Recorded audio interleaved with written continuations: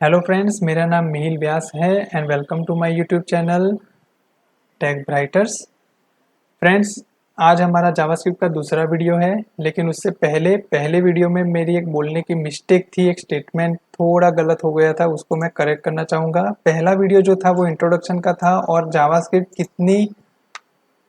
कितने तरीकों से हमको आउटपुट देता है उसके बारे में हमने देखा था। उस पे एक स्टेटमेंट जो था वो मेरा थोड़ा इनकरेक्ट था, उसको मैं सुधारना चाहता हूँ। यहाँ पे मैंने लास्ट में बात की थी कि यहाँ पे जो ब्राउज़र है वो टॉप टू बॉटम रन हो रहा है, ठीक है।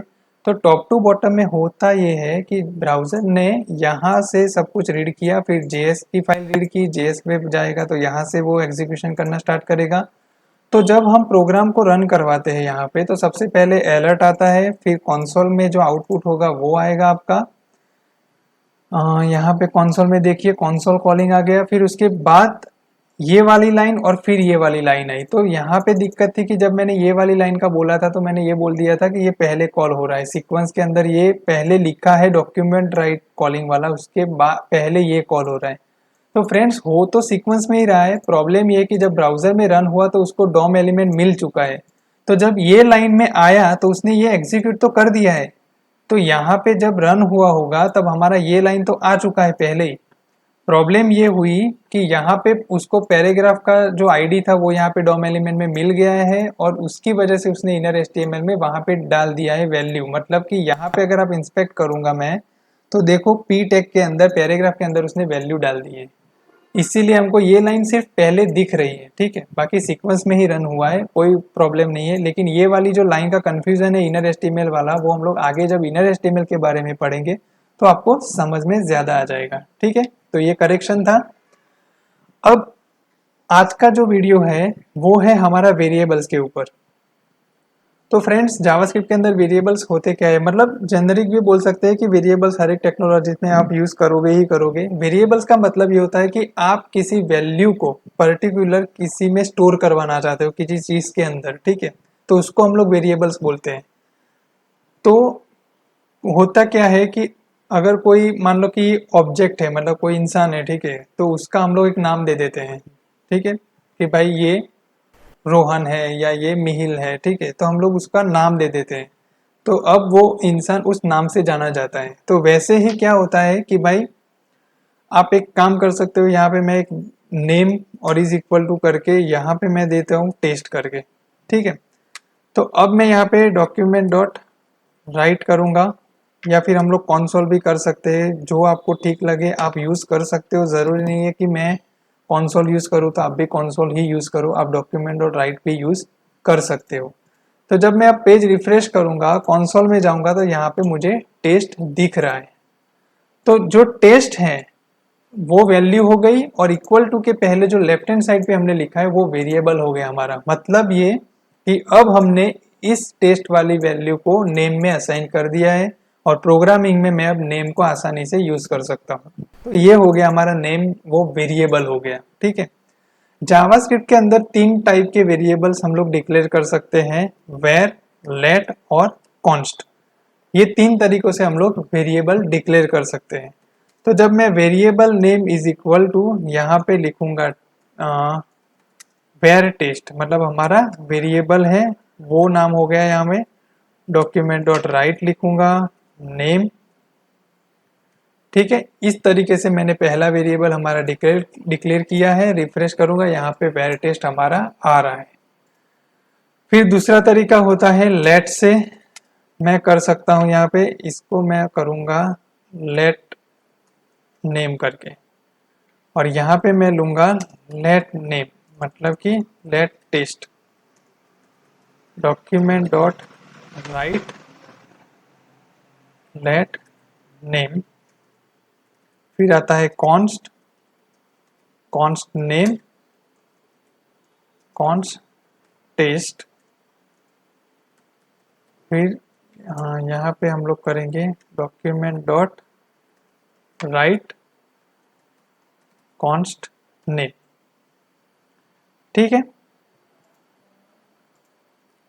तो यहाँ पे वेर टेस्ट आ गया, लेट टेस्ट आ गया, कॉन्स्ट टेस्ट आ गया। इसको अलग से लाइन में अगर दिखाना है तो हम यहाँ पे लिख सकते हैं, ब्रेक करूँ कॉपी करो, पेस्ट करो, ठीक है। तो अब क्या होगा, वेर टेस्ट, लेट टेस्ट और कॉन्स्ट टेस्ट। अब आप बोलोगे कि इसमें डिफरेंस क्या है, डिफरेंस कैसे होता है इनके अंदर, वो अब देखते हैं। सेम वेरिएबल में यहाँ पे नेम को लेता हूं और यहाँ पे लिखता हूं चेंज नेम, सेव किया। अब यहाँ पे देखो रिफ्रेश किया तो इसने चेंज नेम कर दिया। मतलब ये कि अगर आपने किसी वेरिएबल को वेर से डिक्लेयर किया है और सेम वेरिएबल आप ऐसे ही उसको असाइन कर रहे हो या लिखते हो तो ओवरराइट करेगा। अगर मैं उसको वेर से भी लिखूंगा और रिफ्रेश करूंगा तो भी वो ओवरराइट कर रहा है, ठीक है। तो ये हो गया वेर का केस। अब वही चीज मैं लेट के साथ करना चाहता हूं। मतलब कि अब यहाँ पे मैं लेट नेम करूंगा और यहाँ पे बोलूंगा चेंज लेट टेस्ट, उसको सेव करूंगा, फिर रिफ्रेश करूंगा। ये देखो चेंज लेट टेस्ट भी हो गया। तो आपने बोला अब डिफरेंस क्या है, ये तो हो ही रहा है ना, ऊपर भी हो रहा है नीचे भी हो रहा है। प्रॉब्लम ये आ रही है कि अब यहाँ पे मैं लेट करके उसको डिक्लेयर करने की कोशिश करूंगा और रिफ्रेश करूंगा तो यहाँ पे देखिए कंसोल में एरर दिख रही है आपको। क्यों दिख रही है, क्योंकि जब आप किसी वेरिएबल को लेट से डिक्लेयर करते हो तो दोबारा उसको लेट से डिक्लेयर नहीं कर सकते जैसा हम लोग वेर में करते हैं। ये यहाँ पे प्रॉब्लम करेगा लेट के केस के अंदर। बाकी वो जैसे था वैसे चलेगा, ओवरराइड करता है अगर मैं लेट से नहीं करूंगा तो वो चलेगा। लेकिन अगर मैं दोबारा लेट से उसको सेम वेरिएबल को डिक्लेयर करूंगा तो वो नहीं वर्क करेगा। ये एक प्रॉब्लम है लेट के अंदर। सेम चीज अगर मैं const name is equal to लिखता हूं चेंज कॉन्स्ट नेम, इसको मैंने इस तरह से लिखा है। अब रिफ्रेश कर रहा हूं तो यहाँ पे देखो एरर आ जाएगी कॉन्स्ट के अंदर। क्यों एरर आएगी, क्योंकि कॉन्स्ट नेम जब एक बार आप कॉन्स्ट के तौर पे किसी वेरिएबल को डिक्लेयर करोगे तो वो एज्यूम करेगा कि इसकी वैल्यू अब फिक्स है, वो चेंज नहीं होने वाली है दोबारा। तो वो एज्यूम करता है, इसलिए वो दोबारा ओवरराइट नहीं करने देगा उसी वेरिएबल को वैल्यू के साथ, इसीलिए वो प्रॉब्लम करेगा। तो कॉन्स्ट को आप डिक्लेयर ना इस तरीके से भी नहीं कर सकते और कॉन्स्ट लिख के भी नहीं कर सकते। ये डिफरेंस है तीनों के बीच के अंदर। समझ में आ गया, ये डिफरेंस होता है आपका वेर, लेट और कॉन्स्ट के अंदर। फिर बात आती है इनके अंदर, वो क्या, वो ये है कि अब ब्लॉक ऑफ कोड में किस तरह से काम करेगा। ब्लॉक ऑफ कोड का मतलब ये होता है कि आप मान लो कि इफ एल्स में काम कर रहे हो या आप मान लो कि फॉर लूप में काम कर रहे हो, तो जो आपका लूपिंग होगा या इफ एल्स होगा वो आपका ब्लॉक ऑफ कोड हो जाएगा। मतलब कि यहाँ पे जब मैं काम करता हूँ इफ का ब्लॉक, तो अब ये मेरा इफ के ब्लॉक का कोड हो गया। अब इसके अंदर ये सारे वेरिएबल्स कैसे काम करते हैं, देखो वेरिएबल मैं यहाँ पे नंबर ले रहा हूँ खाली। अब यहाँ पे नंबर को मैंने 20 डिक्लेयर किया है, ठीक है। अब ट्रू लिखता हूँ बाय डिफॉल्ट कि मेरा हमेशा ट्रू होगा, सच होगी कंडीशन तो वापस यहाँ पे जाएगा। मैं यहाँ पे वेरिएबल नंबर वापस लिखूंगा और 100 यहाँ पे लिखूंगा, डॉक्यूमेंट डॉट राइट,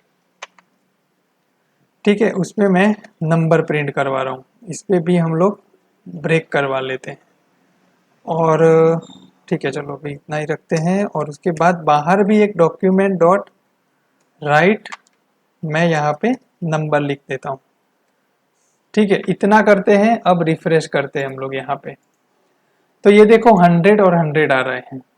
पहले मैंने यहाँ पे 20 असाइन किया, अगर मेरी इस कंडीशन ट्रू है, मेरी कंडीशन ट्रू है तो यहाँ पे सीधा गया, उसको वापस से 100 किया।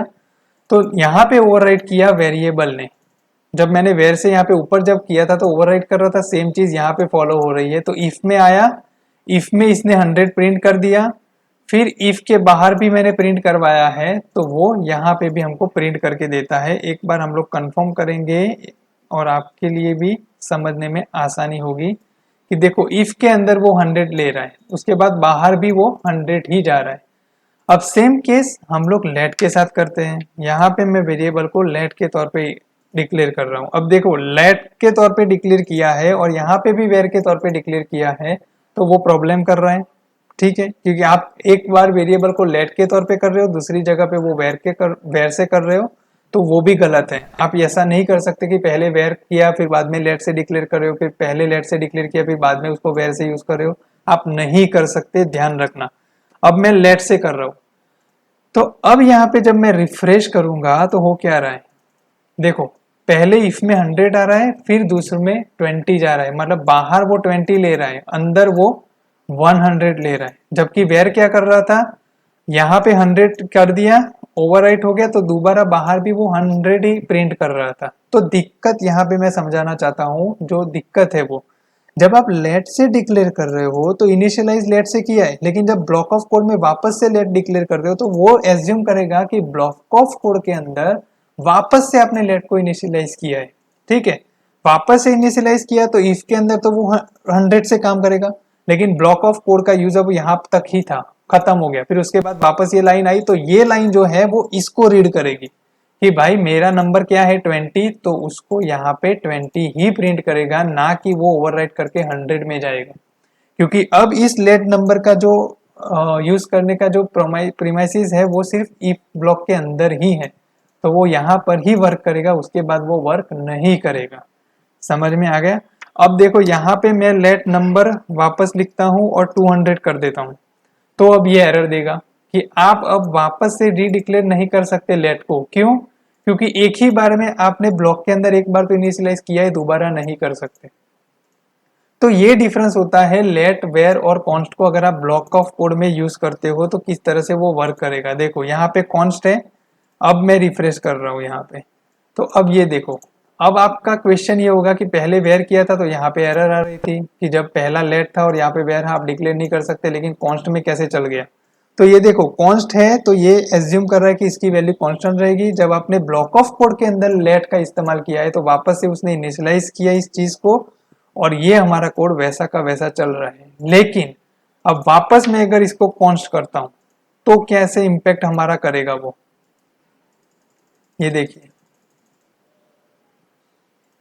ब्लॉक ऑफ कोड के अंदर ये प्रॉब्लम है। ठीक है, यहाँ पे 100 और 20 आ रहा है।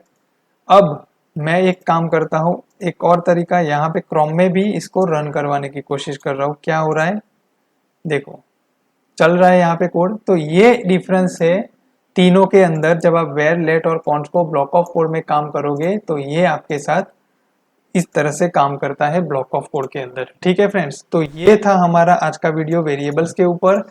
वेयर, लेट और कॉन्स्ट 3 तरीकों से आप वेरिएबल को डिक्लेयर करवा सकते हो, और ब्लॉक ऑफ कोड के अंदर कैसे चलेंगे वो भी आपको समझ में आ गया होगा। ठीक है, तो अब नेक्स्ट वीडियो में मिलेंगे। Thank you very much video को देखने के लिए, and bye bye, take care.